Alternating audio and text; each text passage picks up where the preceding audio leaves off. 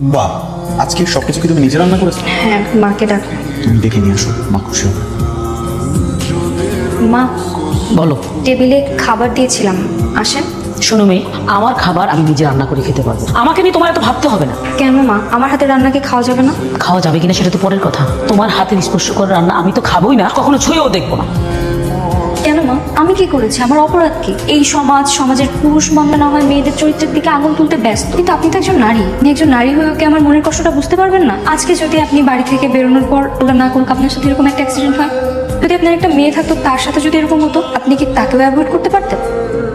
কি হলো মা, চুপ করে আছেন কেন? কি রান্না করেছো? চল তোমার হাতে রান্না খাবো।